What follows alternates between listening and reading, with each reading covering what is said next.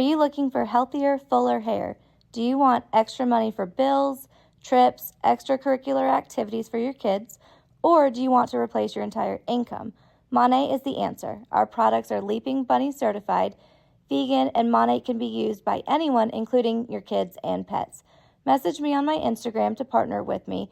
Founder shares are available, and as a market partner, you have access to uncapped bonuses, 45% commission, 35 to 55% off discounts, on top of all-inclusive paid trips.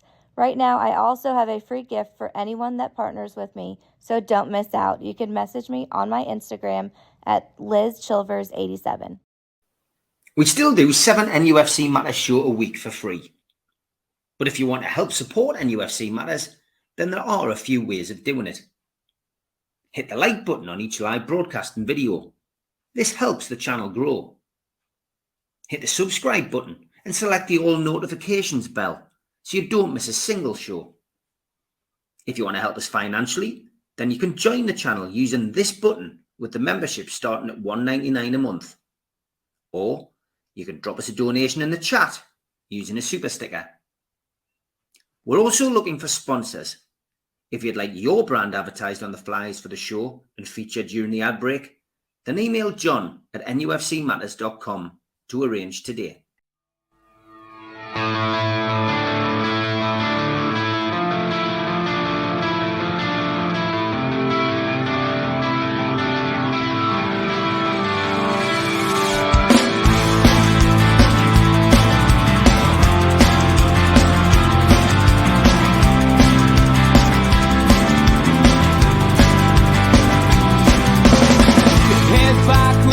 Attack. It feels like I've been talking to myself again, but it's the only way you're ever gonna learn. You look back and it's all in the past. I'm dwelling on the thoughts I cannot say to you. If I don't say the words, then maybe it's not true. It feels alright when they come and say to you,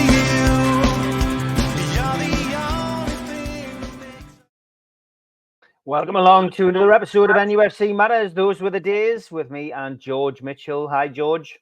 Hi, Steve. Good to see you. What season are we looking at today, George? This is 2012-2013. An interesting year. Pardew, of course, in harness. And an interesting year that pundits didn't give it much hope to do anything really, and I think one or two pundits thought we might be in trouble, but proved not to be the case. The team turned out some good performances, some good individual performances, and we did more than survive. So it's quite an interesting year. Good stuff. Over to you then, George. Take it away. Okay, just so that people know where we are, like I usually start off in terms of other things happening. If you're a cinema buff, a film goer, Silver Linings Playbook was top of the money making. It did Jan Joan Changed, which was a picture I particularly liked. Lincoln was another one I like. Of course, the history of Abraham Lincoln, and Argo was the one I didn't see, but certainly when you look at the ratings and how much money it made, it was the one that people certainly went to. And number 5 was The Master, which again not something that I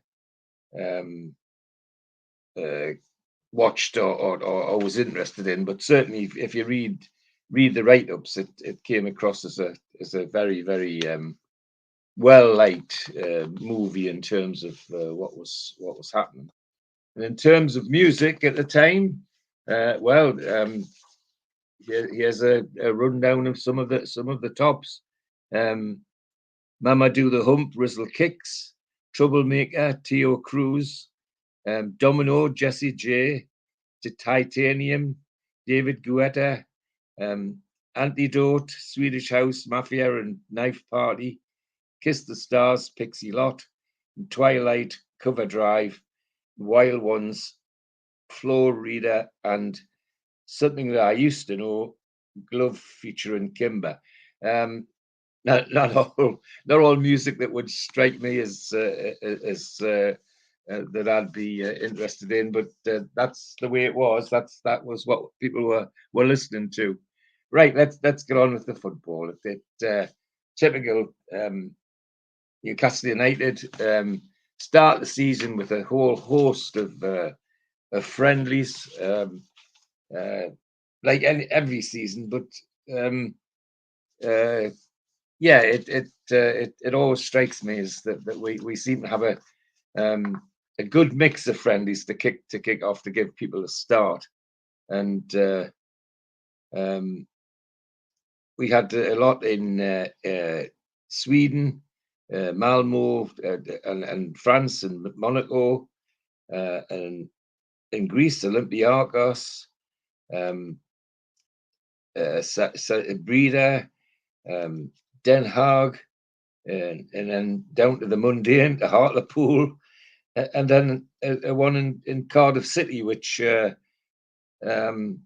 was a testimonial for somebody in Cardiff, but they went to it like hammer and tongs. We didn't. We got slaughtered 4-1 by Cardiff, which not just a few days before the season started. In fact, exactly a week before the season actually started. So it as I say, the usual mix of friendlies, which were certainly by the time we kicked off, the team should have been fit. Right, let's get into the league. The first league game of this season was Tottenham Hotspur at St James's Park. It's a game that always an interesting game against Tottenham, and people, as I say, a lot of the pundits didn't think we were going to do much, and Tottenham were regarded as possibly going to do something special. Well, it was a good game, excellent game, and some really good football from both sides. But Newcastle took it to Spurs, and first half was end to end, but nobody could stick the ball in the back of the net. But then second half, end to end stuff again, and then on 54 minutes, a young man by the name of Denver Bar rattled the Spurs onion bag and put 1 up. And then 76 minutes, a little man called Jermaine Defoe equalised for Tottenham and made it 1-1. And then on 80 minutes, Hatem Ben Arfa, having been pulled down in the box himself, stood up and took the penalty, and we come out with a 2-1 victory. And it was a good victory because we played really, really well.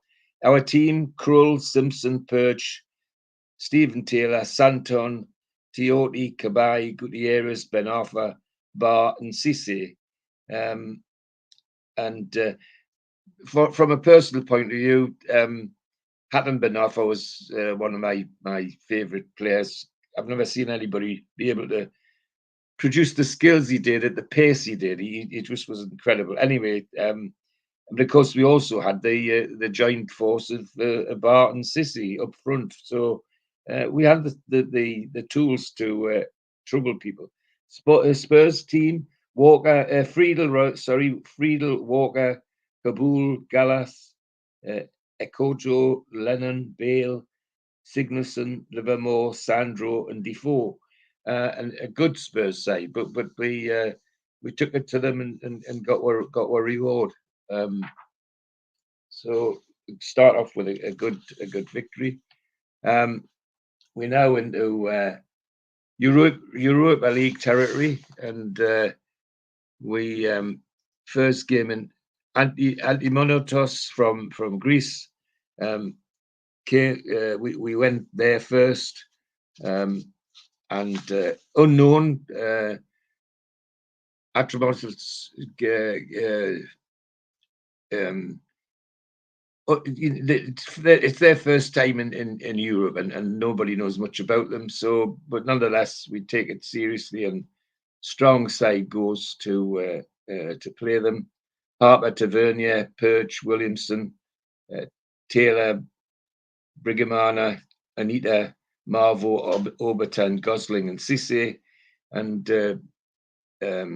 this is the manager rotating people for the various cups and things, but still a very strong side.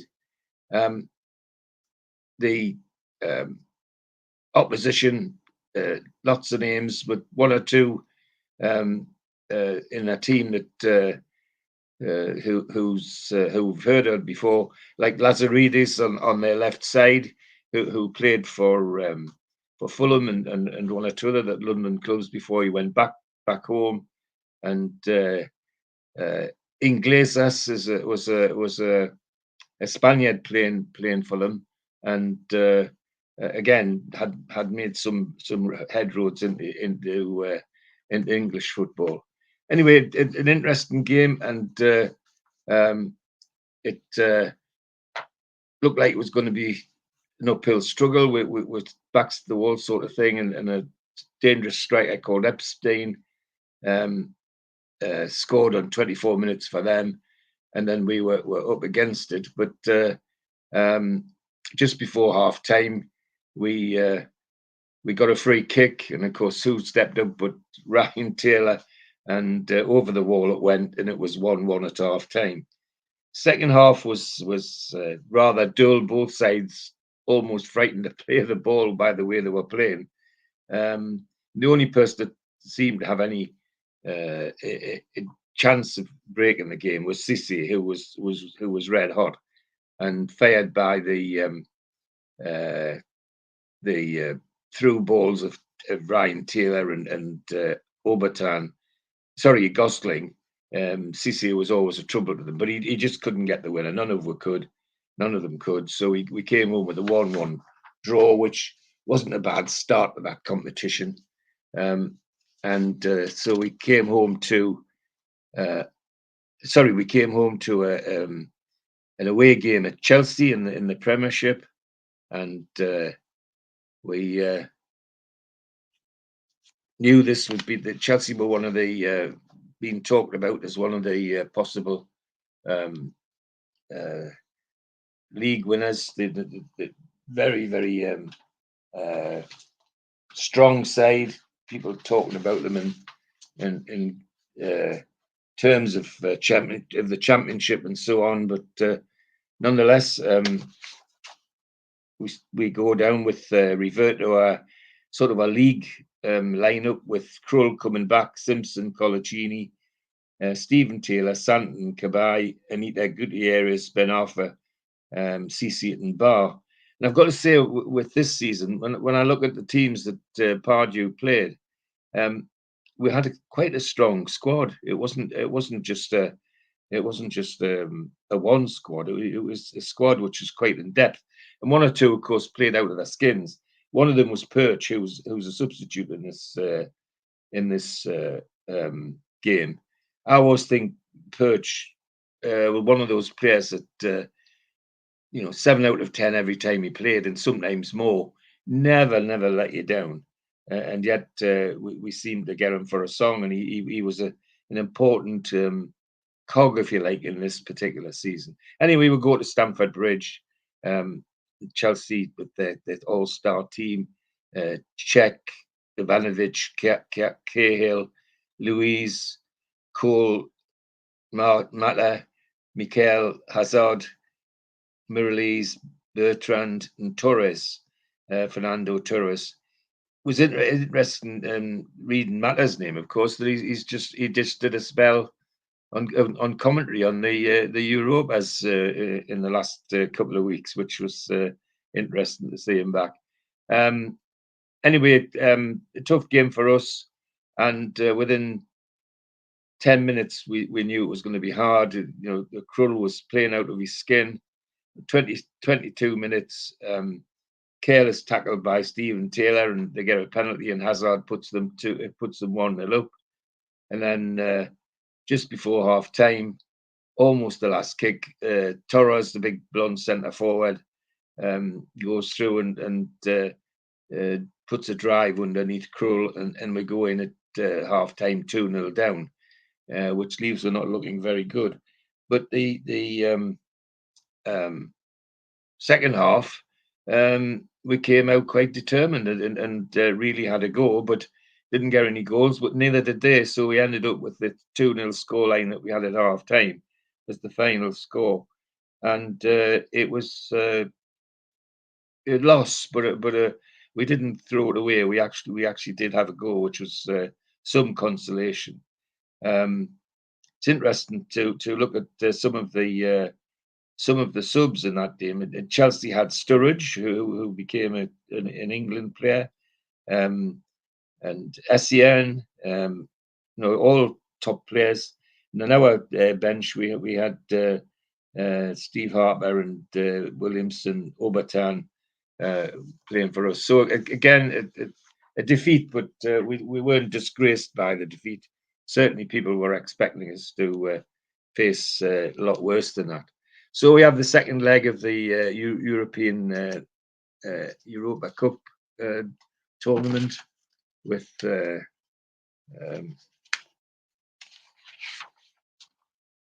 Atramotis coming to St James's Park, and but I've got to say, not one of the best games. They come with one intention only, that is to not to concede. So everything that they did was in a negative sense. Our team, Krull, Simpson, Williamson, Colaccini, Ryan Taylor, Brigamana, Perch, Marvo, Obertan, Gosling, and Barr. And you can see the manager rotating again. And no surprises. But as I say, the opposition, the Greek opposition, and they came and they just 10 men behind. Even Lazaridis, who was a dangerous left winger, tended to be playing more like in the double left back, just to stop anything coming through. And they were obviously worried about the pace of Barr and Obertan, and so they were getting double marked. So it cancelled each other out and made for not a very, very clever game. However, our young defender who came on as a substitute for Ryan Taylor, very early in the game, Ryan Taylor got injured, and Haris Vukic, the young Hungarian international, came on and hardly came on when he was up for a corner and he scored a goal. 21 minutes. He came on at 11, and 21 minutes he scores a goal at a corner, and we go in at half time 1-0 down, 1-0 up. Sorry, it's second half, which is notable only by how awful it was. They're hanging on to not lose anymore, and we really happy to go in with a 1-0 victory that took us through to the next stage. So a 1-0 victory and a miserable match is the honest answer. Next is a home game in the Premiership away against Aston Villa. Aston Villa are regarded as by in some quarters as an up-and-coming side, but in others flattering to deceive. But anyway, we'd see. We set off with the team of Krull, Simpson, Colaccini, Taylor, Santon, Ben Arfa, Cabai, Anita, Gutierrez, Barr, and Cisse.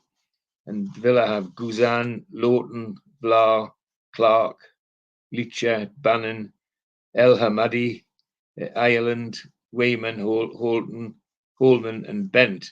And of course, Ireland, we know for a very brief spell he had here, an awful spell. Not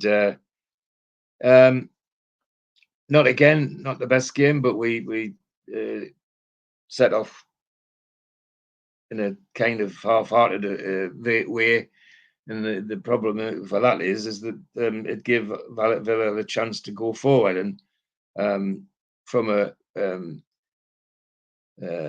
disputed free kick, as always when they get disputed, something's likely to happen. There's ball swung over by El Hamadi and headed in by Clark to give Villa a 1-0 lead on 22 minutes. And that's how it stayed till half time. Second half, Newcastle brighten up and have a go. But it takes a typical Hatem Ben Arfa goal on 59 minutes. A mazy dribble and almost walking the ball into the net. He was so in control of everything when he had the ball at his feet. And that 59-minute goal made it 1-1. And that's how it stayed till the end. Got a bit spicy. Gutierrez got booked. And El Hamadi, Holman, Guzan, the goalkeeper, got booked because he was being harassed by Stephen Taylor on the line, which wasn't unusual. And he couldn't resist having a go. In fact, I was among many in the crowd who thought, because of what he did, it should have been a penalty, not just a yellow card. But anyway, he got the yellow card, and Licha got a yellow card. So, as I say, towards the end, it got a bit spicy with them. And it's funny how us and Aston Villa don't always seem to get on. Something about the link up, which is quite an old one. Next game's an away game at Everton, and a side which really not predicted to do very much, and shouldn't be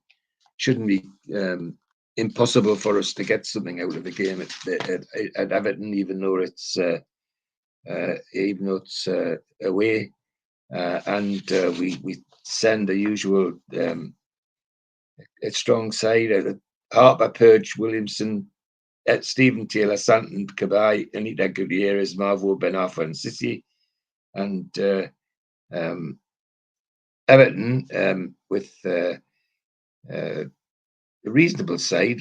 Howard, the American goalkeeper, Hibbert, Distin, who we know, of course, used to play for us, Jagielka, Baines, who was a deadly left back, but deadly free kick taker as well, Phil Neville, Osman, Pinea, Fellini, very tall guy with a very, very prominent afro hairdo, stuck out like a sore thumb because he was very tall and mean. And Jelkovic and Morales on the left side. They were a tidy football side, no question about it. But we're struggling to get goals. They set off at 100 miles an hour, and of course, typical us, we gave them the opportunity to get in the lead by presenting them with a free kick on the edge of the area, and up stepped Baines, of course, and bang, we went in 1-0 down at half time. We come out and we're having a go at them. Hatem Ben Arfa causing them all sorts of issues, and he, on just after half time, combines with Barr, and Barr ends up slotting the ball in to make it 1-1. Then just when we think, well, it's going to be 1-1, that'll be it, we'll be fine. Anchibi, the Everton striker, gets hold of the ball and makes it 2-1 on 88 minutes. And Newcastle fans thinking, well, that's got to be the end of that. But they hadn't counted on Demba Ba, who on almost the last kick of the game made it 2-2 with a great run from little Anita and a superb cross that allowed Bart to score the equaliser when everybody thought the match was over. Again, a game which got a bit spicy with Anita, Perch and Amiobi getting booked, and Neville, Fellini and Pinar getting booked for Everton. They took exception, I think, to some of the antics of Hatem Ben Arfa. They couldn't live with him, and so the only way they thought they could live with him was to hack him down. And all those bookings, I think, were for fouls against Hatem Ben Arfa. Back to the Europa League, and we're playing Maritimo, and at Maritimo, and well-known side of full of internationals, and we send our another selection there with the changes that Pardew made. And Elliott came into goal, Perch, Williamson, Stephen Taylor, Santon, Brigamada, Gosselin, Obertan, Amaltafino, Vukic, and Shola Amiobi. And quite a tidy side. Maritimo, Valentin, Miranda, Luis João, all seasoned international. Diaz on the left side, very dangerous player. But all those players on the pitch, the one thing that none of them could do was score a goal. It went in at half time 0-0, and the second half faded quite badly, and we ended up with a 0-0 draw, which was good for us. And we at least when we come home, we're in with a shout straight away. We come home to a home game against Norwich City in the Premiership. Now this is a game we should be, if we're going to do anything in the league, this is a game we should be winning. Norwich are already bouncing around the bottom end of the table, and shouldn't be giving us a great deal of trouble. And we kick off 100 miles an hour, which is brilliant, with Harper, Perch, Williamson, Stephen Taylor, Santon, Ben Arthur, Anita Kabai, Gutierrez, Sisi, and Barr. And interesting that in goal for Norwich was a man called Ruddy, who in the last few days before we recorded this has made associations with Newcastle United, of course. However, Ruddy, Martin, Barnett, Besong, who used to be ours, Snodgrass, Howson, Johnson, Sermon, Houlihan, and Morrison. Besong was a good defender for us, and I think, and it turned out he ended up for them because he had 2 or 3 good seasons for them. A good first half. We go for it. 19 minutes, and Demba Ba slots home the first goal, and we go in 1-0 at half time.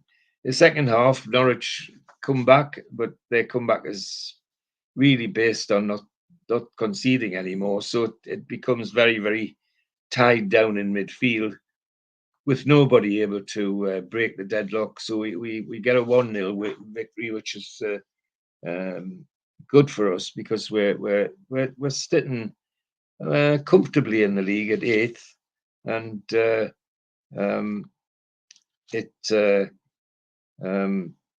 not a bad place to be at this part of the season, especially as people weren't expecting us to do very much. Next is the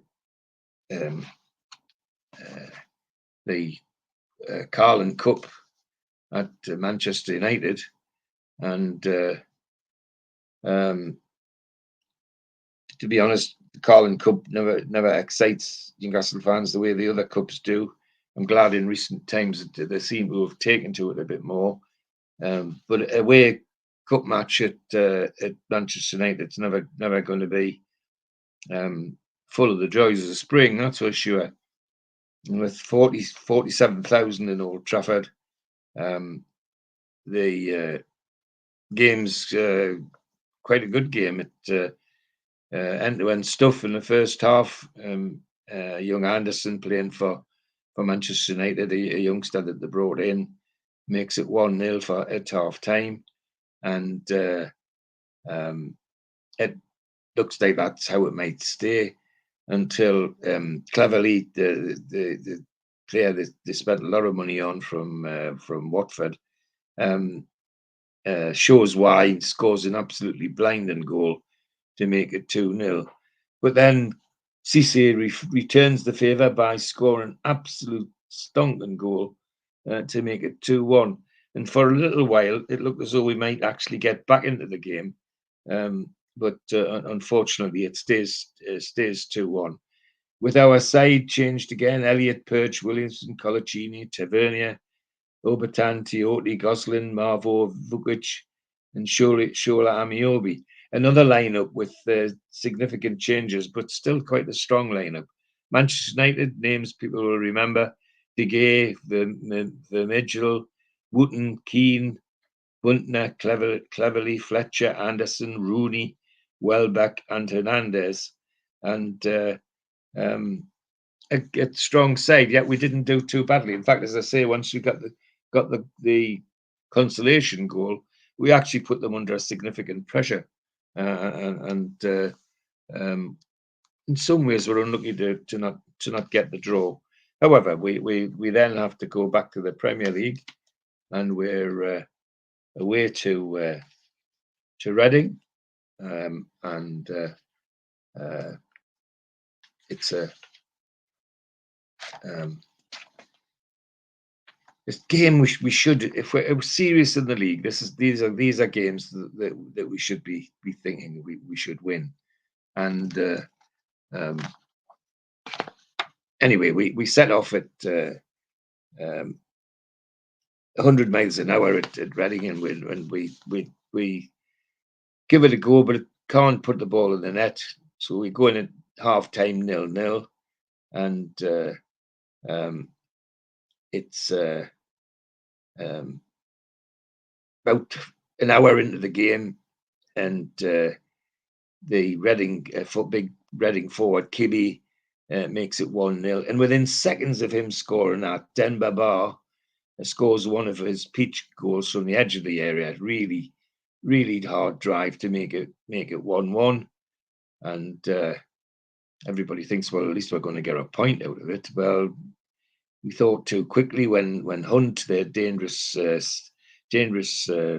forward, well-known forward, on 62 minutes makes it 2-1, and everybody's thinking, well, that's it for the day. But again, they hadn't reckoned on Denver Bar, who, with the help of Sissy, combined, and he ended up with a tap in because of the work of Sissy and Ben Arfa in midfield, and so it ended up 2-2. A draw, but a game which, again, most of the commentators would have thought that if we're serious about anything, the game we should have been winning. Next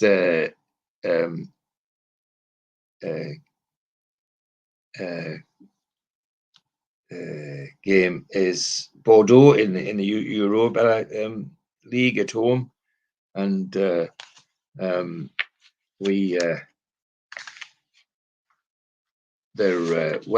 well known to us, and a well-known team in European football, and we expect a tough game, and it is, but the lads have a go, and the person that seems to frighten Bordeaux more than anybody else is Shola Miobi. His height when going for the ball was caused them all sorts of issues, and on 16 minutes Shola scores with a beautiful header. Then on 40 minutes, in going for a ball that would have been in the back of the net from Cisse, their defender Enrique scores an own goal, so we go in at half time 2-0, and then straight after half time, Cisse on 49 minutes makes it 3, and well, Bordeaux just then packed their defence with everything they had, and we happy to take the 3-0 win. It would be nice to score more, but the 3-0 was very comfortable, and that's how we played it out. And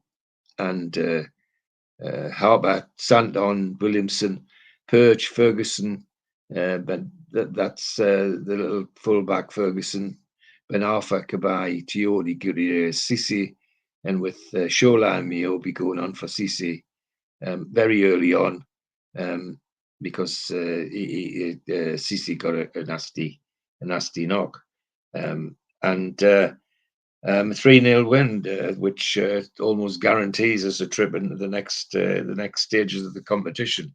However, we've got to be careful. We've got an away leg, and we're not always bright in away games. So we get that out of the way, and that's on the Thursday, and on the Sunday, it's a home game against Manchester United in the league, and they're being touted as title contenders as usual, and you can see why if you look at that team: De Gea, Raphael, Ferdinand, Evans, Evra, Carrick, Cleverley, Welbeck, Rooney, Kawaja, Van Persie. A talented side with very dangerous players in it.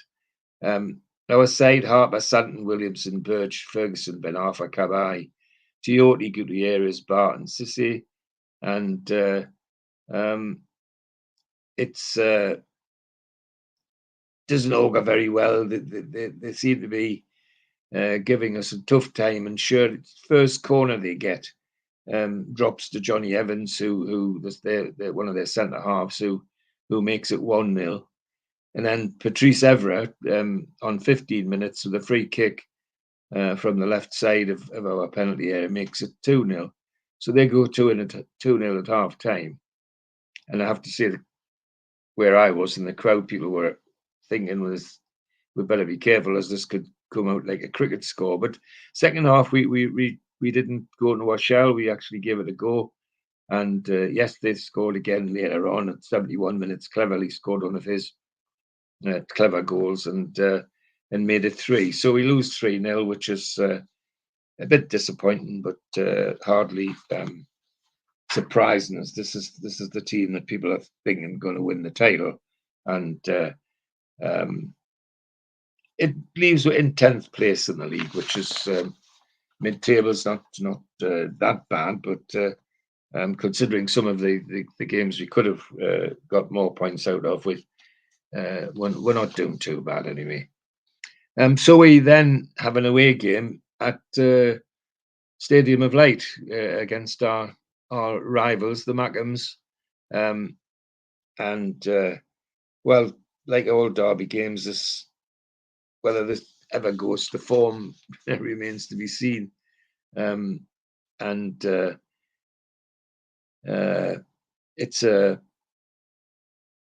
It's typical end-to-end stuff, 100 miles an hour from the kickoff, and lo and behold, on 3 minutes, Johan Cabai scores a peach of a goal and makes it 1-0, and we go in at half-time 1-0, and we look like we're coasting to a 1-0 victory when being where he shouldn't have been, Denver Bar, in his own penalty area when they get a corner, and of course he sticks a foot out and gives Krull no chance and scores no goal to make it 1-1. Very disappointing. A game was ours, but that's football for you. We played Krull, Simpson, Williamson, Colaccini, Santon, Tiote, Cabai, Gutierrez, Ben Arfa, Barton, Shola, Amiobi. They played Mingale, Gardner, O'Shea, Coella, Rose, Johnson, Larson, Colback, McLean, Sessignon, and Fletcher, who had not long brought from Manchester United. Interestingly, although it was quite a hard fought derby, it seemed to be going to play out without bookings, and then suddenly Tiote gets a booking, and then on 25 minutes he gets another one, and we're down to 10 men. So the 1-1 draw at the end was quite a good draw, because we played the whole of the second half with 10 men. And Tiote sent off, it says here, for violent conduct.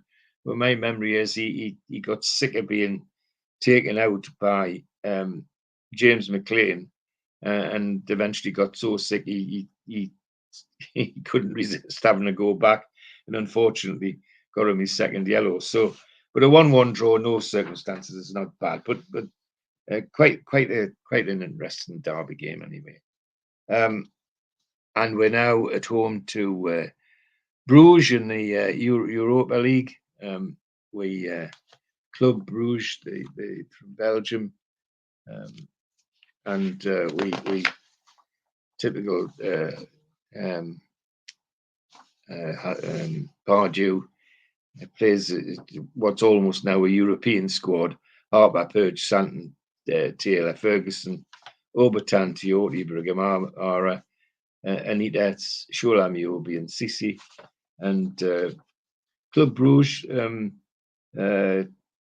Some good international players like Geordie, who was a top Dutch international, Blondell, who was a top and Belgian international, and Jorgensen, a Norwegian international. So they're an interesting team, but a game which flattered to deceive. We end-to-end stuff, but nobody able to get anywhere near the goal.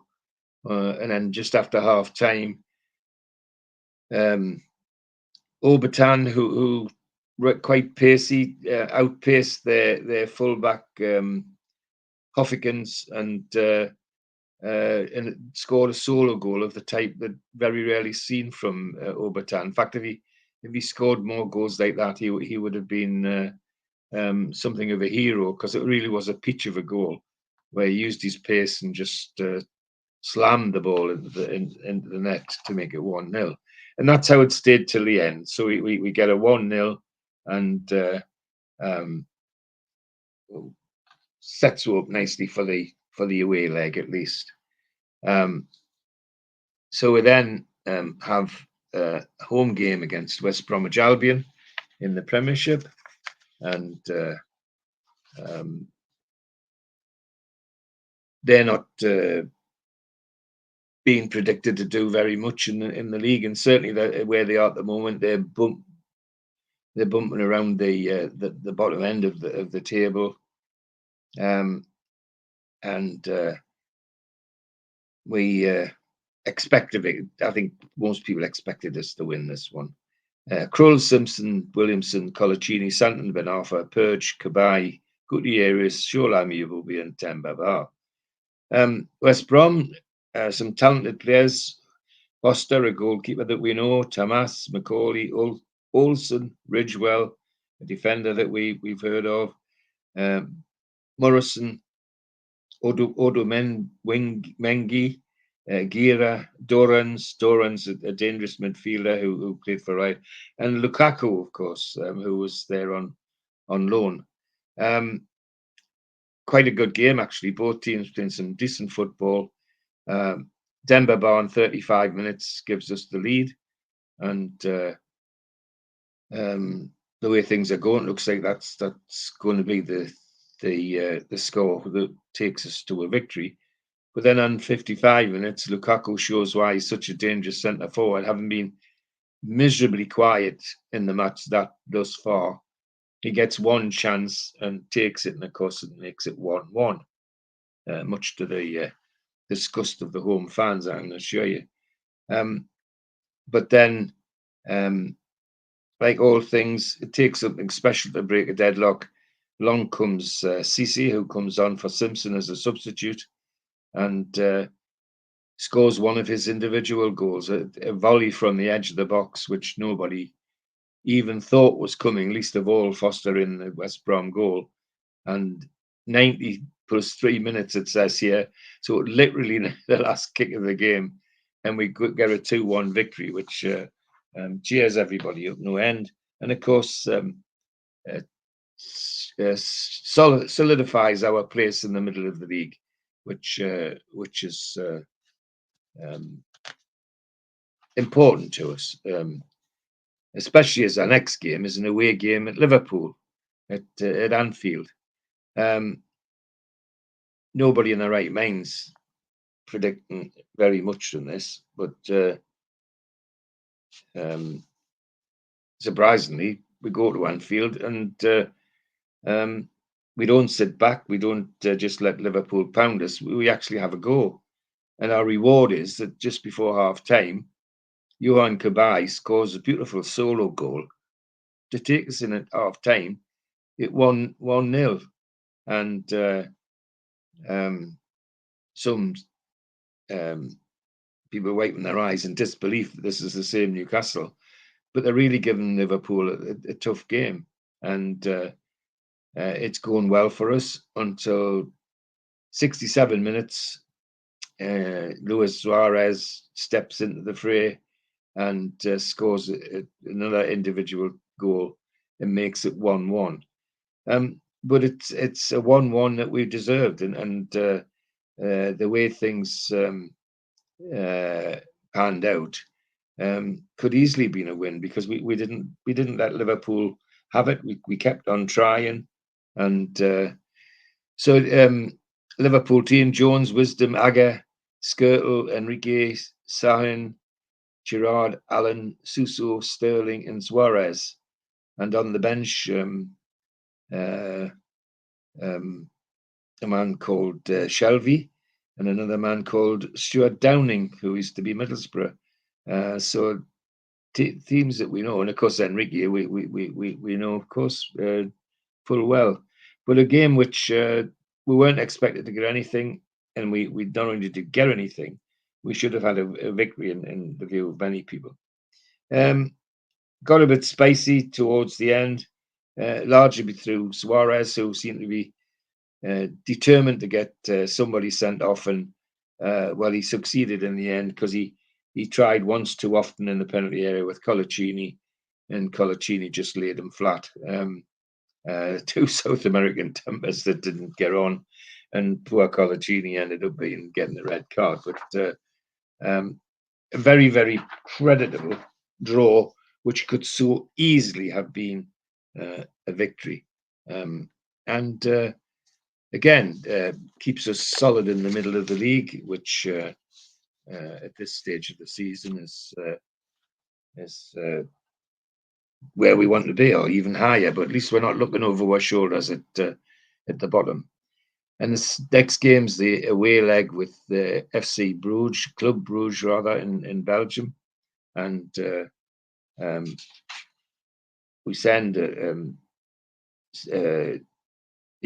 typical strong side: Krul, Anita Williamson, Colaccini, Tavernier, Giotti, Shola, Amiobi, Marvo, Brigamara, Obertan, and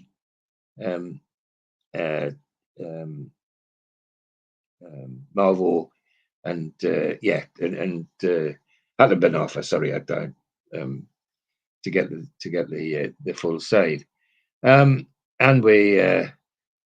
It looks like we're going to throw this European tie away, because 14 minutes, Trefowski, their Polish international, makes it 1-0. Jorgensen, their Norwegian international centre forward, makes it 2-0. And, well, everybody's thinking that that's the end of that. That's we're out of that bit. It's going against us. But on 41 minutes, little Anita scores from a free kick. And the one man that seemed to frighten Bruges was Shola with his height. And on 43 minutes, just before half-time whistle, he manages to get an equaliser, and we go in 2-2 at half-time. And that's how it stays throughout the second half. It's lots of end-to-end stuff, but at the end of the day, 2-2 is how it ends, and a creditable fight back is how I'd put it. They got a little bit more than perhaps people anticipated. So we then come home to a home game against West Ham. West Ham, not regarded as challengers or particularly brilliant at this point of the season, but they come to St James's Park with talented side, with Jaskalainen that they'd bought from Bolton, O'Brien, who we know, Reed, Tompkins, McCartney, Ben Yahoon, Diami, Noble, Jarvis, Nolan, and Carroll. And talented side, but not a side that's tipped to do very much. And we have Krul, Simpson, Taylor, Williamson, Santon, Ben Arfa, Cabai, Gutierrez, Ferguson, Bart, and Sisi. Now, having said I'm a declared myself as a Hatton Ben Arfa fan.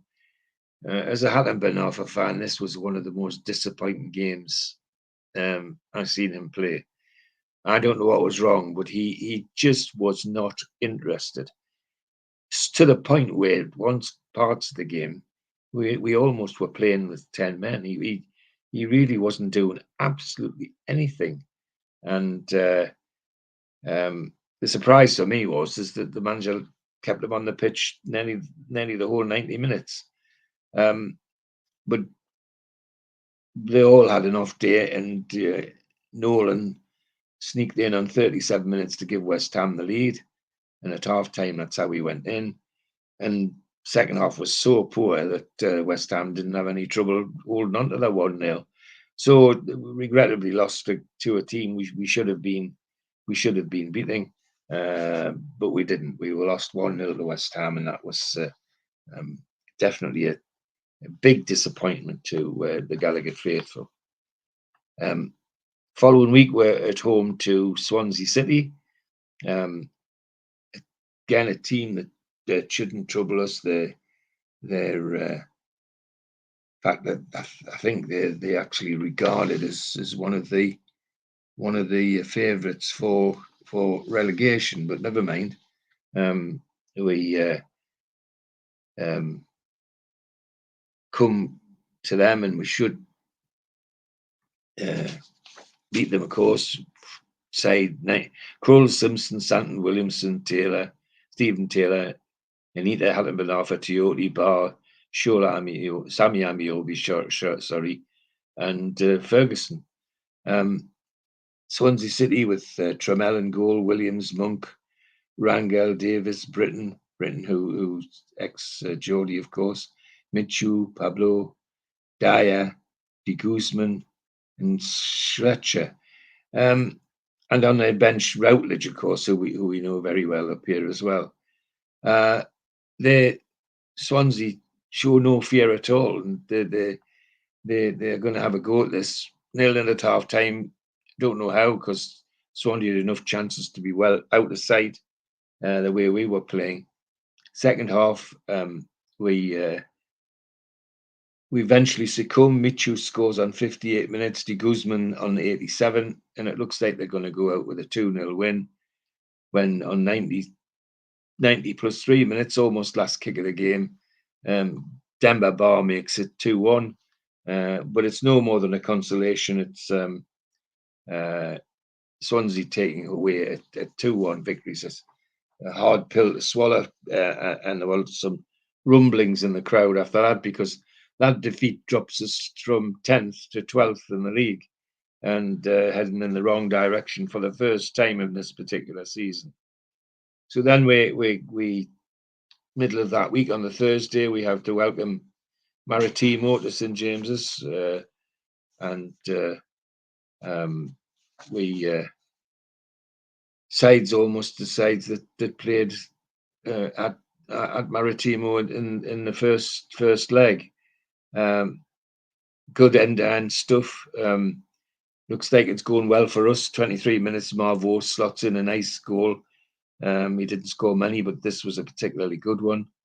And then it looks like we get the 1-0 victory, but 79 minutes, we're very careless at a corner, and big centre-back, Fidelis, who just come on as a substitute, scores from a corner, totally unmarked, and the game ends 1-1, which is, of course, not good in that situation. But we lose on away goals, of course. However, it's not the end of the world. We've still got another game to play, but a disappointing result. And the next game is an away game in the Premiership to Southampton. Again, a team. If we're going to do anything in the league, a team we should be beating. But what we should and shouldn't do as Newcastle United is always two different things. And strong side.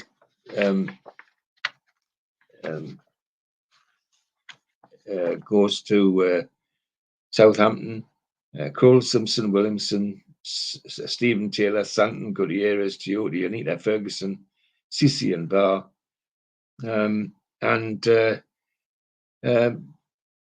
First half, it looks like we're going to give them a go, and it's going quite well. And then on 34 minutes, unfortunately, their dangerous midfielder Lallana sails through our defence unchallenged and makes it 1-0, and that's how it stays at half time. We have a go in the second half, but again, very careless. Ramirez, another of the dangerous midfielders, slots in a second to make it 2-0. We come back at Southampton, but never looked like scoring, Southampton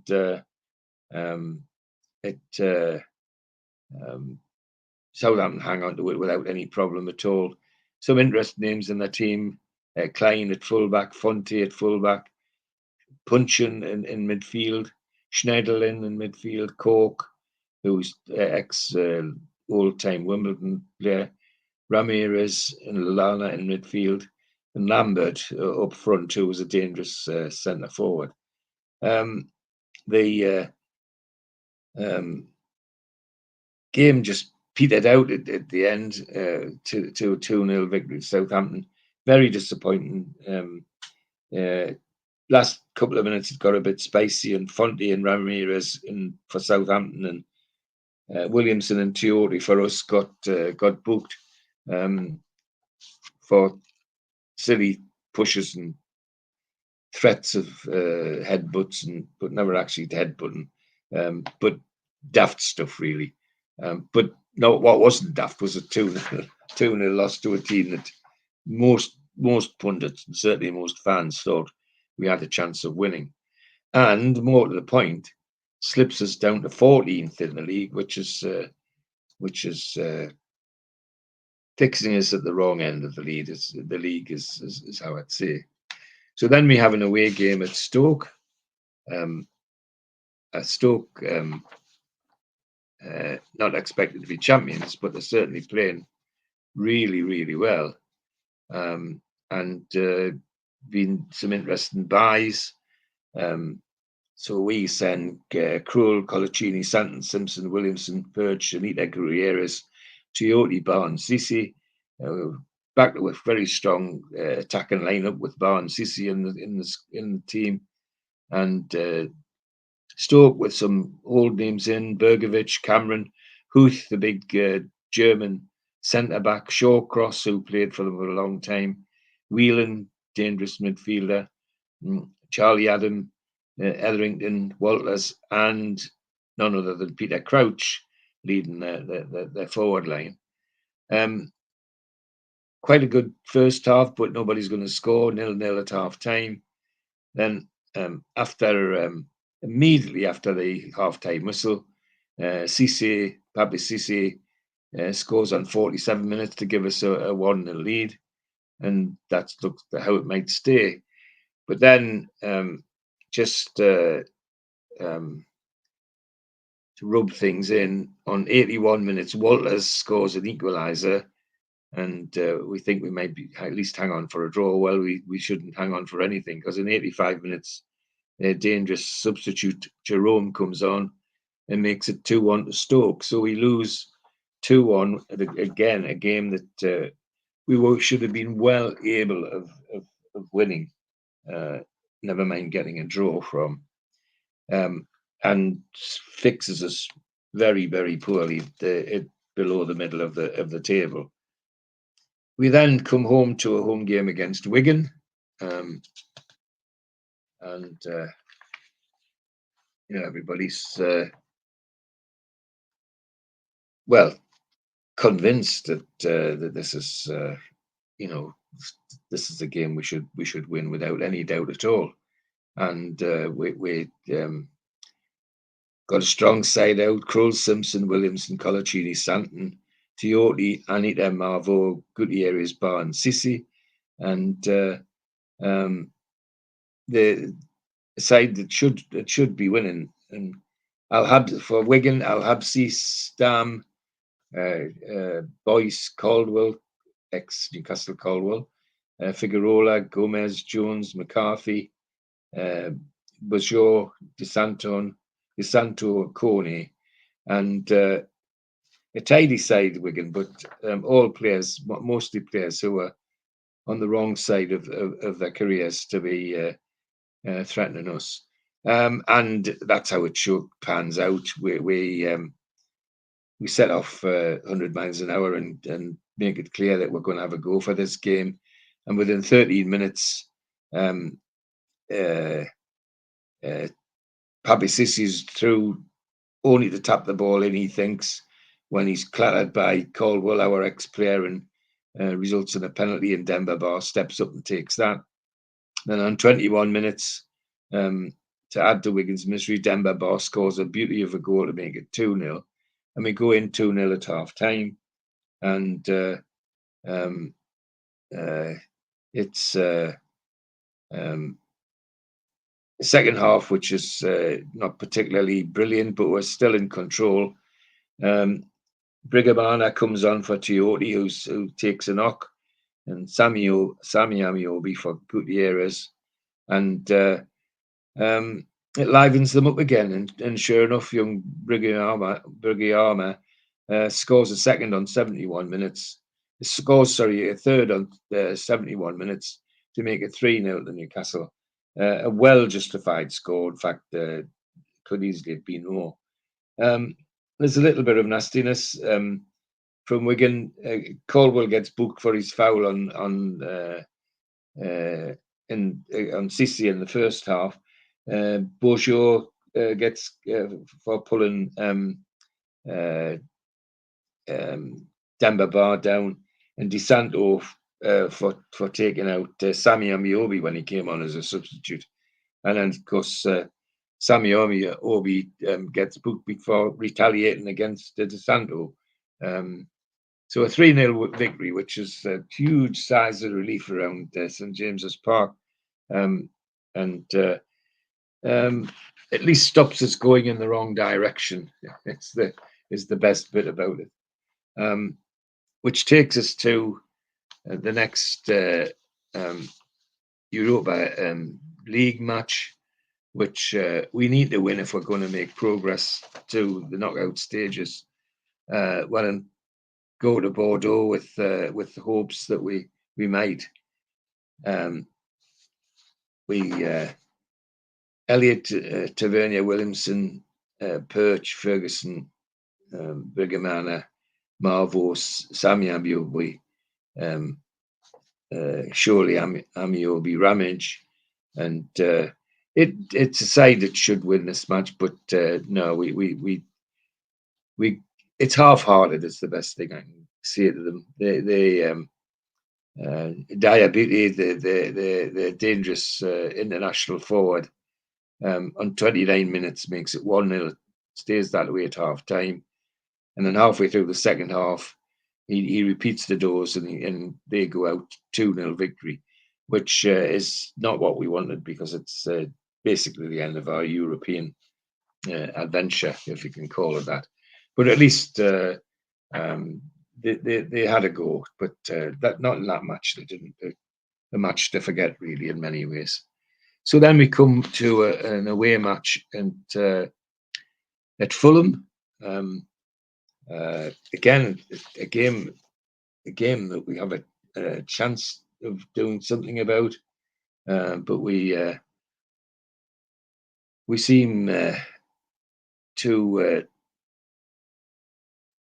start these games very slowly for some reason, particularly away games, and away games in London particularly, which is a bit of our history. And our team: Kroll, Simpson, Williamson, Colaccini, Santon, and Anita, Tiote, Gutierrez, Sissi, Ben Arfa, and Demba Ba. And Fulham: Schwarzer, Reith, Hughes, who of course we know, Hagland, Risse, Duff, who we know, Sidwell, Baird, who we know, Berbatov, and Rogienja. A good football side, but not a one that should be frightening us. Half time, it's end to end, first half, and then midway through the half, Sidwell, a dangerous midfielder, who always seemed to do well against us, with his red head making him stick out from everybody else.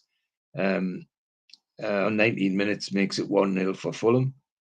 And then after half time, we come back at them, thanks to Hatton Ben Arfa being on form. And in 54 minutes, it's no surprise to anybody when Hatton makes it 1-1. And then 63 minutes, Rodi Elka, their left winger, scores a peach of a goal to make it 2-1. Lee Mason's the referee for this. That's a name worth remembering, because he's very much involved in VAR still. We once we went down, we didn't look like we were going to come back again, but a 2-1 loss at Fulham was something we didn't expect. We thought we would at least get something out of that, and sits us miserably below the halfway in the league and looking over our shoulders in the wrong direction. And especially when we're going to come home to a home game against a side that's setting the league on fire, Manchester City, and everybody goes to this one with bated breath, because this is a side that's playing really well indeed, and that's how it pans out. Manchester City come with their talented side: Hart, Zabaleta, Nazistic, Chiori, Clichy, Silva, Javi Garcia, Yaya Toure, Nasri, Aguero, and Tevez. 10 minutes, Aguero makes it 1-0. 39 minutes, Garcia makes it 2-0. And then after half time, Denver Bar pulls it back. It looks like we're going to have a go at them. But no, we flattered to deceive, because Yaya Toure on 78 makes it 3. And Manchester City, if anything, look like the only team that's going to score more. And it ends up with a 3-1 win for Manchester City, who, as I say, in the league are tearing the league up at that particular part of the season. Towards the end, gets a bit spicy with Aguero and Toure for Manchester City getting booked. Williamson, Simpson, and Perch getting booked for Newcastle United.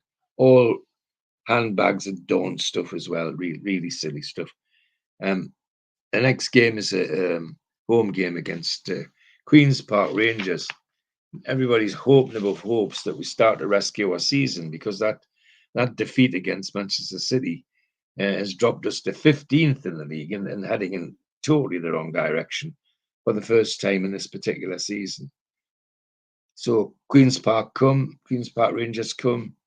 Decent football game, but goal scoring and chances going begging, 0-0 at half time. Looks like it's going to go the whole way, because it's pretty awful stuff.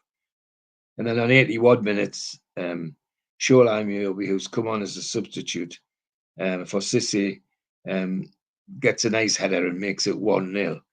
And you can almost hear the collective sigh of relief around St James's, that at least we've got a win out of this. So it looks like we've got a win out of this one. And that's how it stayed. Could easily have been more, but we just couldn't take the chances. Even Barnes, Cissé were fluffing them. Queen's Park, some interesting names in their side. Green, the goalkeeper, who was touted for England for a long time. Ferdinand, of course, the brother of Rio. Hill, Maki, Tarabat, the Turkish international, who very talented player, and for a long time in Newcastle, it was touted that we might actually go and get him, because he looked like another Hatton Ben Arfa, but a Turkish version. But we never went for him, and that's how it stayed 1-0 at the end. But as I say, a collective sigh of relief at the end. Bit nastiness at the end when Ferdinand and Demba Ba, for some reason, decided to face up each other, and Ferdinand ended up pushing Ba on his backside and got a red card for it. But by then the game was over. It didn't have any influence in the game really after that. An away game to Manchester United next.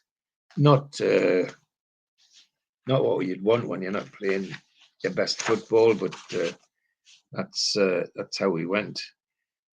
However, surprise, we go and Kroll, Simpson, Williamson, Colaccini, Santon, Anita, Purge, Brigamana, Sisi, Bar, and Marvaux, and we actually have a go at Manchester City, Manchester United, and very justifiably at half time, we go in with a 2-1 lead.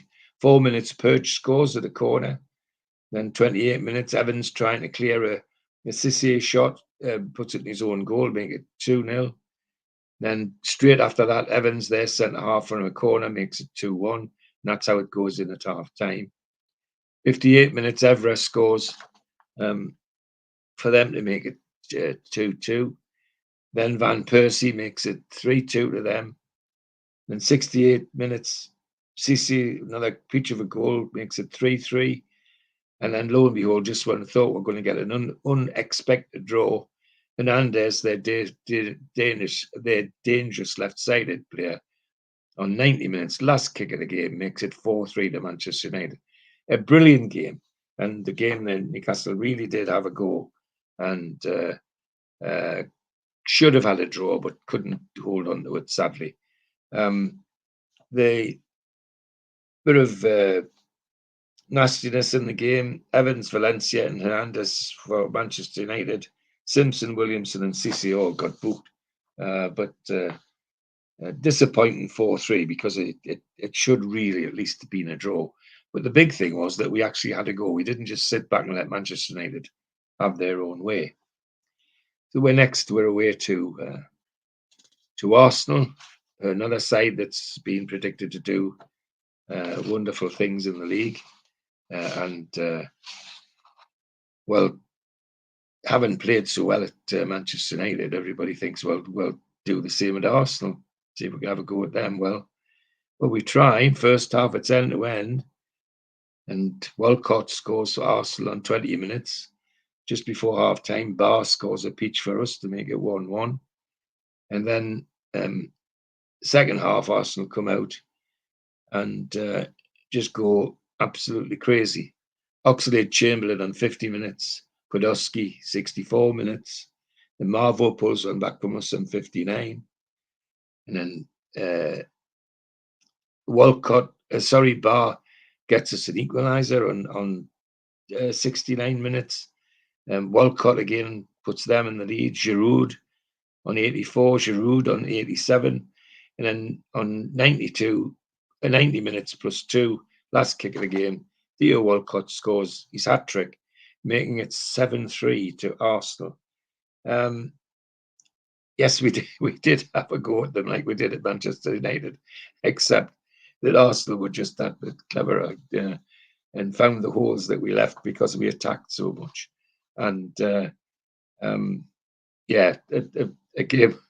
game worth forgetting.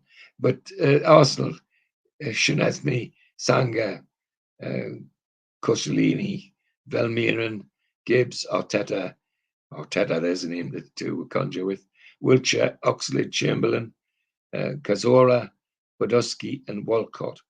And a good side, but not a 7-3 side to us. It really was, took a lot of swallowing that one. And lo and behold, we're now not just looking over our shoulder at relegation. We're 20th. We're in one of the box seats where we really are in a bit of a mess. And home to Everton next. Another game which we should be winning, but what we should and shouldn't do. Unchanged side despite the heavy defeat at Arsenal. Everton with a predictable side. Howard, Jagielka, Hellinger, Diston, Baines, Naismith, Neville, Osmond, Pinar, Bellini and Jelkovic. And good first half, end-to-end stuff. Looks good forward. 2 minutes, Sissi scores. And then 43 minutes just before half-time. In typical Newcastle, give them what was really shouldn't be doing, a free kick on the edge of the box. And Leighton Baines steps up to make it 1-1 for half-time. And then second half's good, end-to-end stuff worth the entrance money alone. Some good football, some lots of chances that we don't take, of course, but they do. And Anchibi, dangerous forward who comes on as a substitute for Naismith, makes it 2-1. And sadly, that's how it stays till the end of the match. So another game that we should have won, that we've effectively thrown away. We then get relief from the depressions of the league for the FA Cup third round, away to Brighton. Of course, nothing like excites Newcastle fans like the FA Cup. Well, excitement or not, this isn't a game that they're likely to remember. Pardew changes the team after those two defeats. Elliot Tavernier, Perch, Williamson, Santon, Anita Abid, Brigamara, Oberton, Shola Amiobi, and Sami Amiobi playing up front together. And Brighton, good football side. Lopez, Grier, Al Habid, Bridge, Bridcut, Hammond, Orlandi, Barnes, Michael Smith, that they bought from Peterborough, dangerous attacker, and Dicker, their dangerous centre forward. Again, we're not even in, is how I read it. Brighton control from start to finish. 33 minutes, Orlandi scores the first goal. 87, Hodgkins, substitute, comes on for Michael Smith and makes it 2. And that's how it stays. We never actually looked like we're going to win this game. And it had rub salt in the wounds on 63 minutes. Shola got fed up of El Abid, their defender, who's climbing all over him all the time. And Shola just finally gets fed up and pushes him over and gets a red card. So end of a cup season already, which is quite depressing. So then we're away to Norwich City. And a team we should be challenging, a team we should be able to, even away from home, a team we should be troubling more than we did when they came to home. But it's remember, it's Newcastle. Although, in fairness to them, they do have a go, and there's some end-to-end stuff in the first half. With Norwich goalkeeper Buns playing out of his skin, in the defensive Martin, Desong, Turner, Garrido, Pilkington, Johnson, Tetley, Snodgrass, Houlihan and Jackson. They're a team that's at home hard to beat, and we're, despite giving it a go, chances go begging. Our team, Krull, Debussy, Williamson, Colaccini, Santon, Perch, Anita, Oberton, Malvo, Gutierrez and Sissi. And despite all that talent, they could have played 2 games and it didn't look like anybody was going to score at all. And 0-0 is how it stayed. But a very, very depressing 0-0. Not as though that it even was a good football match, because it wasn't. Next game is a home game against Reading, and we do want to. We've got to start getting out of the bottom end of this league.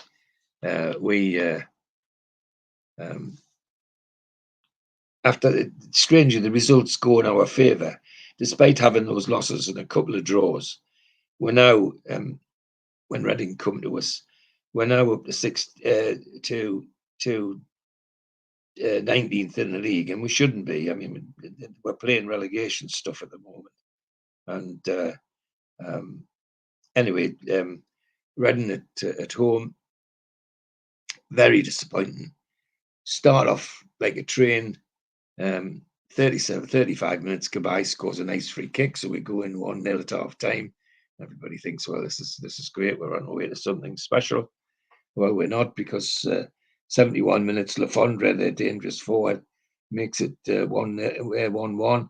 And then 77 minutes, Lafondre again dances through to make it 2-1. And that's how it stays to the end. Very, very disappointing loss to Reading. Nothing, no excuses at all. We just didn't play well enough. And of course, we suddenly drop 3 places and find ourselves in a relegation spot, which is the first time this season that we've done that. We go to Aston Villa next, an away game against Aston Villa, and we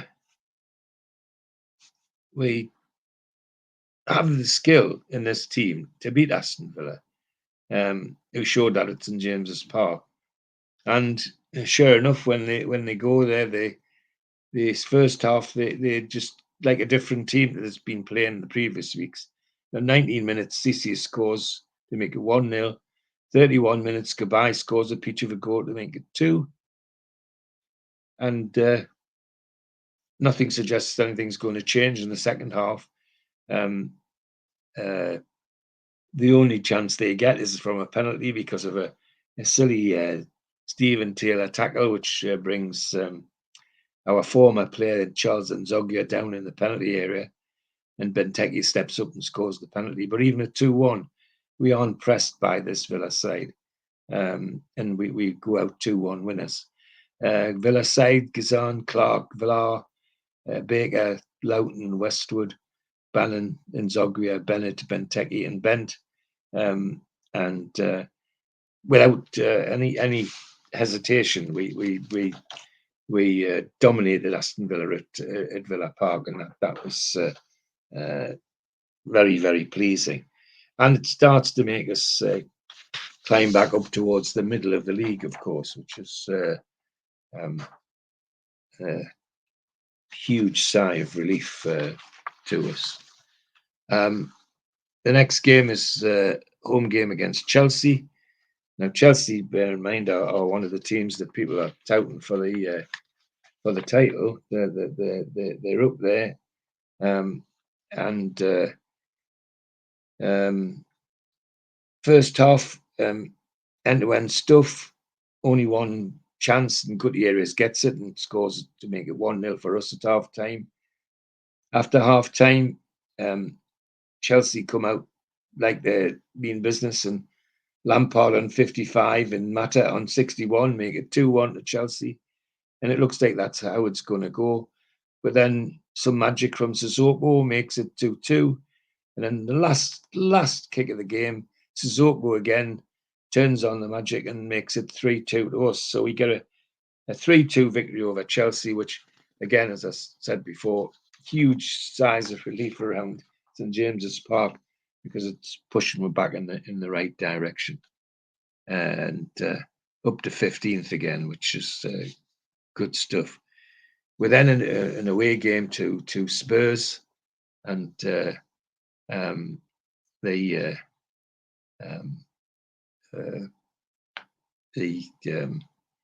game which at any time is going to be difficult, but the way we're playing at the moment, it looks like it's going to be a very tough one. However, and that's how it pans out. 5 minutes, Gareth Bale makes it 1-0 for them. 24, Gouffran scores a goal, make it 1-1 at half time. So we're in with a shout. But then on 78 minutes, Gareth Bale scores a second to take it to 2-1 for Spurs. And their talented side just hangs on to that easily, with names that are still playing in this side. Loris, Walker, Dawson, Coker, Norton, Dembele, Parker, Lennon, Holtby, Dempsey, and Bale. 2-1 win to Spurs, and not a huge surprise, but at least we gave them a go. And our next game is the continuation of the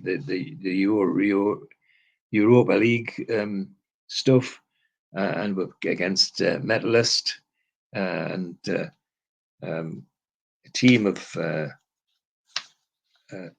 all talents, but unknown to us, unfortunately. And they come with a determination, and it's clear from the off. The one thing they don't want to do is let a goal in, and so we end up with a stalemate. Really, not the best of games to watch because it's all stifled in midfield, and any chances that come our way seem to be blown away. Even Cissé missing chances that normally he would have taken. And it's 0-0 at half time, and a very miserable 0-0 at full time, I have to say. And we just best one of those games where you best forget it. I mean, there's 0-0s that can be exciting, but this one was 0-0 and felt like 0-0. They could have played 2 games that would never have scored. It was pretty awful. The return game is next, of course, and one of their biggest crowds, apparently, nearly 40,000 to see Newcastle United, and we play far better than we did in the first leg, and the one person that clearly bothered them when he came on as a substitute was Shola Amiobi, and Pardew played Shola from the start in this match, and that's how it panned out. They couldn't handle Shola's ability in the air, and he scored the winning goal, ironically from a penalty. It was but from a penalty which he earned. He was pushed down as he was going to head a ball, which probably would have been a goal anyway. But he made up with it with the scoring with the penalty. Now aside, we've seen the first entry into the game of Yanga Mimbawi, young African defender, and Haidari, who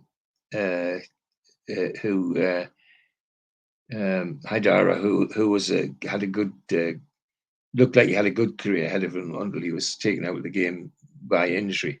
But that was enough to push us through, and that 1-0 away goal into the next phase of that tournament.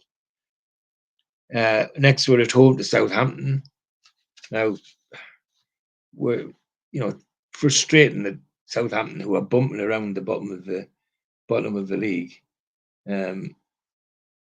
come and we've given them an opportunity to be where they shouldn't be in the league, but because of how we played down there, so we owe them one. So we set off with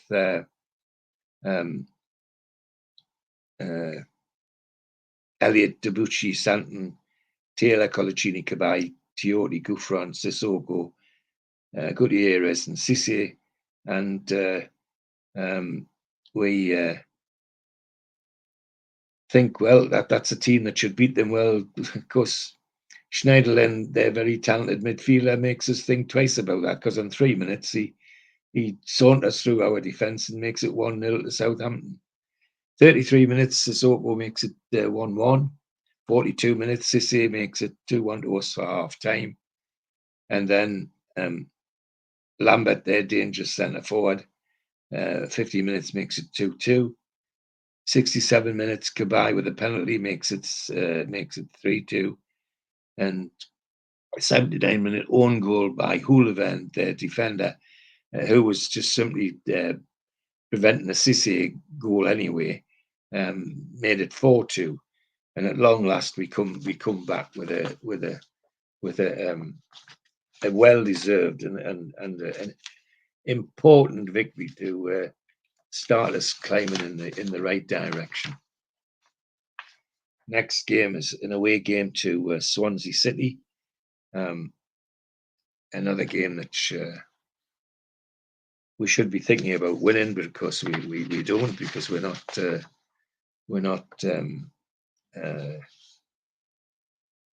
we know what happened at St James's with Swansea City. They turned the game upside down and beat us. However, it's a better game, end-to-end stuff. Half time 0-0, but chances missed, and both sides could have scored. But at least we're playing good football. And second half, same thing. Either side could score. Looks like we're going to get a 0-0 draw until in 85 minutes. Their big centre forward who'd been sitting on the bench comes off the bench on 76 minutes, and then on 85 minutes heads the winner to make it 1-0 to Swansea. And disappointing, because the game we were well in and well capable of winning. We took the opportunity to have a go, but we just couldn't hit the ball in the back of the net. But 1-0 to Swansea, and it's still, well, we're hanging around 15th again, but it's having been a bit lower down, it's uncomfortable. So our next European venture is to Antti and Angie. Go there with a usual side: Elliot, Simpson, Yanga, Mababi, Perch, Hadara, Sissoko, Benita Kabai, Marvo, Ben Arfa, and Obertan, with Pardew resting the two strikers for the league, and I think because he was a bit nervous about the league position. But we still get a 0-0. It's quite an attractive 0-0. Both playing good football, and the interesting one in the Angie side is Samuel Eto'o, of course, who had played his European football all over the place, but particularly at Barcelona, and there he was against us in this game. However, the 0-0 is good for us. We hang on to our position in the European league, the trophy, and then we come home to a home game against Stoke City, who are really not. We should be up for them, and we go quite hard at this one. It's clear that with the way Sissoko and Tiote Kabai in midfield are playing, that they want to have a go at this. Chances go begging in the first half, 0-0. And then on 67 minutes against the run of play, Walters, Stokes' dangerous centre forward who plays alongside Peter Crouch, makes it 1-0 from the penalty spot. Another Stephen Taylor, lazy legs sticking out, gives away the penalty. Then on 72 minutes, Jovan Kabai from a free kick makes it 1-1. And then with almost again the last kick of the game, Papa Cisse sails through their defence. 92 minutes makes it 2-1. So we get a 2-1 victory out of that, which is again a sigh of relief for everybody concerned. Then we have the return leg against Angie in the European League, and they decide on a 10-man behind the ball. This is a scenario with Samuel Eto'o left up on his own, so it makes for a very depressing game in the sense that it's all locked in midfield. not many chances made and not many chances to take. And just when everybody thinks this is going to be 0-0 as well, again, our friend Papi Cissé seems to have a habit of doing things at the last minute. On 90 plus 4 minutes, according to this, he scores one of his beautiful volleys from a corner to make it 1-0. So we get a 1-0 victory. Not a particularly difficult game, rough game, but their centre forward called Gonzalez gets a second yellow card for pushing. Not even really a bad foul, and of course he has to go on, and they end up with 10 men. But at least we get a 1-0 victory, which takes us forward. We're then away to Wigan in the league, and this is a visit that we should think we could win, but us being Newcastle United, that's never the case. We in the first half, it's obvious we're going to be in this. Bourgeois, they're dangerous forward. On 18 minutes makes it 1-0, and that's how it stays at half time.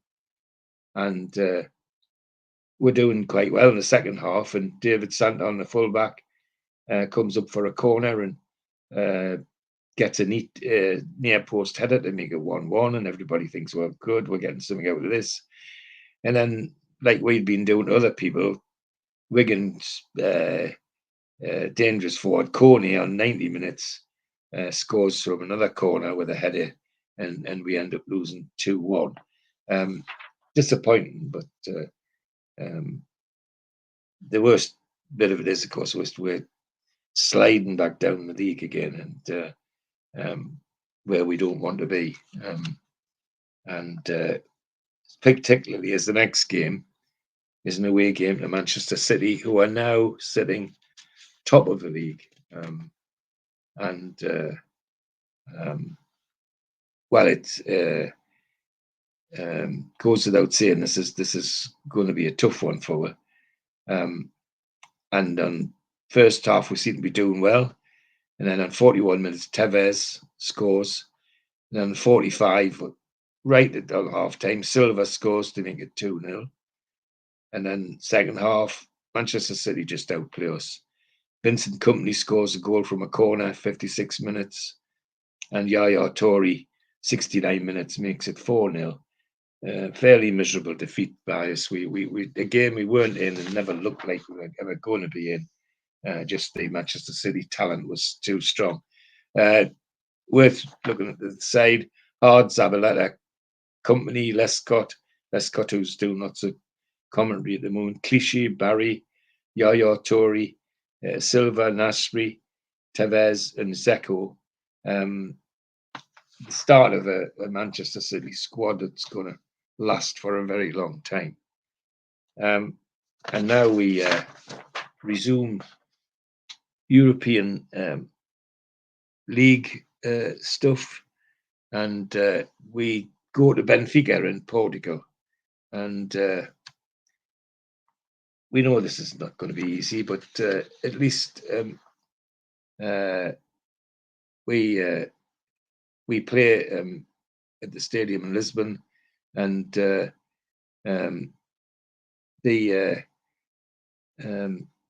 admission for United fans was interestingly made easier for this game for some reason, and Benfica wanted to encourage away fans to come, which is very laudable to them. But anyway, we go with Krull, Simpson, Santon, Taylor, Mbali, Cabai, Purchase, Gutierrez, Marvo, and Sissi, and Benfica, Artur, the goalkeepers, Portuguese national goalkeeper, Lizarro, Gallery, Monteiro, Ola John, Portuguese international, Galatan, Portuguese international, Matic, Swedish international, I think, Gomez, Portuguese international, Cardoza, Spanish international, and Moreno, Spanish international. So very talented Benfica side. And we go and we surprise them. 12 minutes, Cissé scores for us, 1-0. And on 25 minutes, Moreno makes it 1-1. Second half, though, Benfica take us to the cleaners. Lima and Cardoso both score to make it 3-1. And we never looked like we could get back into this game. Benfica controlled it from start to finish. It was a defeat. It could have been a lot worse, but at least we had a go. We're then at home to Fulham. Now, Fulham had beat us away, and in a game in which we really never seemed to be interested in. Well, this one looks like it's going the same way with Fulham, with Schwarzer, Hagelands, Andoros, Ritha, Rise, Duff, Manolev, Eno, Karagunis, Ruiz, and Berbatov. Talented side, lots of good football in the first half, but nobody ever looked like scoring. Pretty miserable stuff. And it looks like it's going to go 0-0, which is very disappointing. Then once again, that man, Papi Cissé, sees the final whistle coming. It's almost as though somebody tells them when to do it. 94 minutes, he scores one of these crashing volleys from a corner to make it 1-0 and gets us the points. And it just a 1-0 victory that should have been more if we'd taken chances, but a victory nonetheless. And it's interesting that the attendances now is up there for full house, nearly 52,000, because we've had a few good results. Amazing how the crowd stick to Newcastle. And the other thing is the referee was a man called Kevin Friend, who at the moment we hear that name a lot in the VAR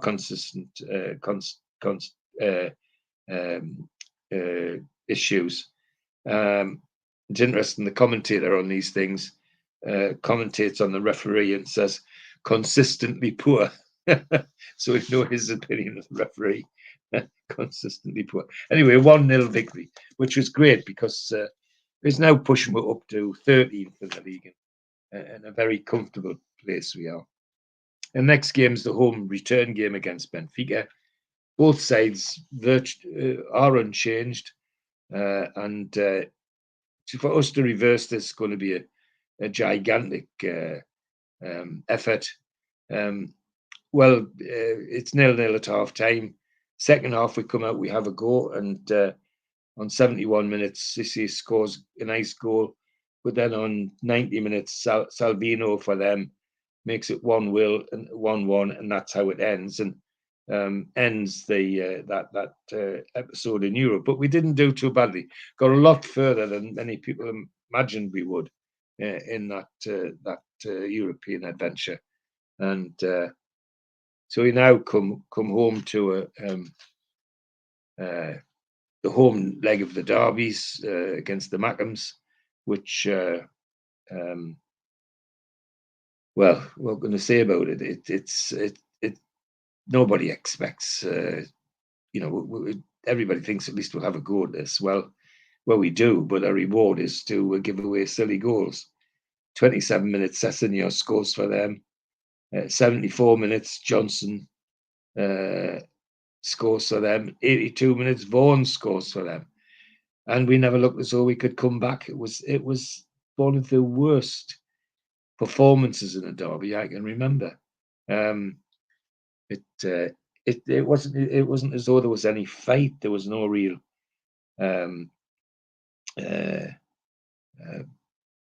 bite in the sense that you'd get in a derby match, and the result was a very miserable 3-0 loss, which was disappointing because even a point there would have took us well above middle in the league. So then we're away to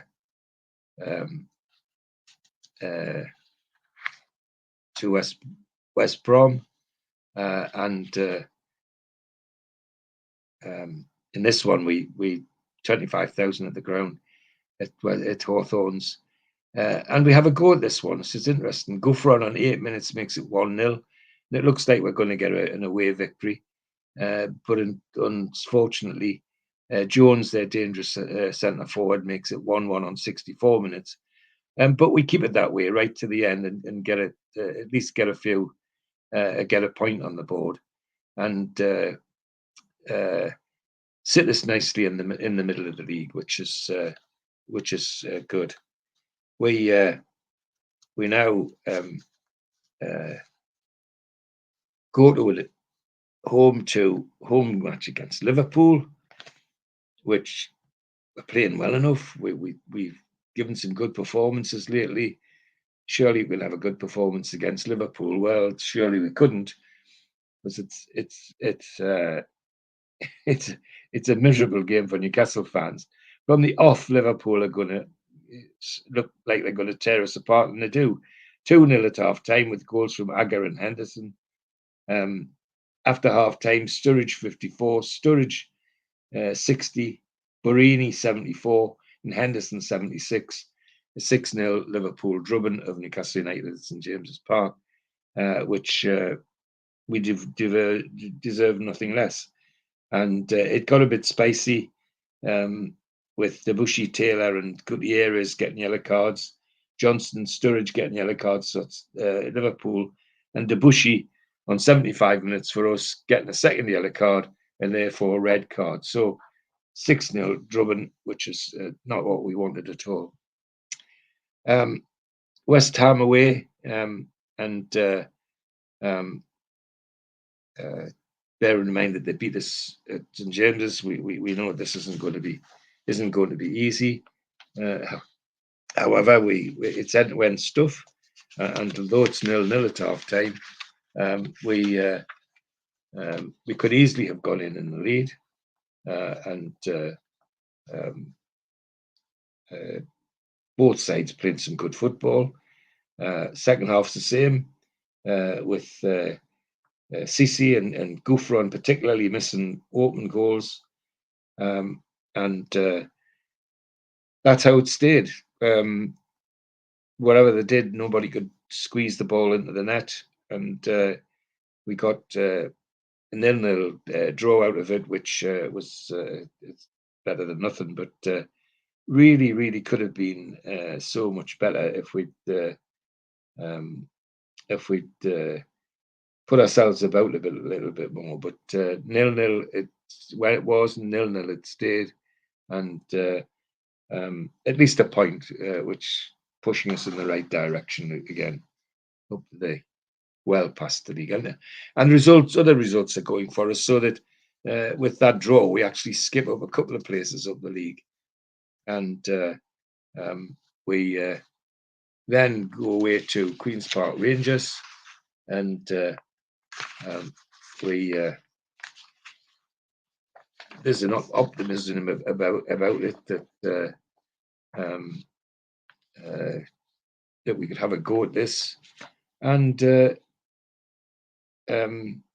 we do. It's as simple as that. They scored on 11 minutes with a penalty from a man called Loic Remy, who we know, and 18 minutes we get a penalty, and Hatton Ben Arfa scores that.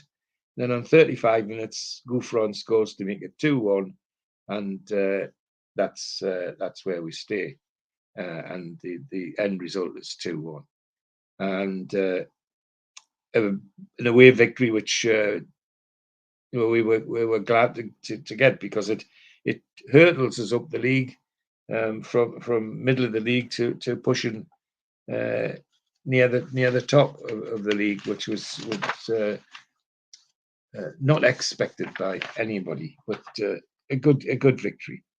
Then our last game is a home game to Arsenal, and they are haven't just thrashed us not too many weeks ago, but we give as good as we got in the first half in this game, and could easily, if Sisi and Gouffron had taken chances again, could have got in half time in the lead, but we didn't, and we paid for it, of course, on 52 minutes when Kulsud Kolenski scores for Arsenal, make it 1-0, and that's the way it stayed till the end. And it's interesting that there were a couple of bookings, and one of them for Arsenal was Arteta, of course, and good areas for us gets booked. We had to go to Arsenal, but they were just that little bit too good for us. So we ended the season with a 1-0 loss against Arsenal. It's a fascinating season, and in the sense that we bounced up and down the league sometimes when it wasn't our doing. The league, the games, the teams around us were losing matches when we were getting draws, and that was pushing us up and down the league like a yo-yo. And we ended up a creditable 5th. There's so many in that area. There was Liverpool, Everton, and remember what Liverpool did to us. Liverpool, Everton, Chelsea, Newcastle, all within 3 points, and we, on the back of a much better goal difference, ended up with the 5th place.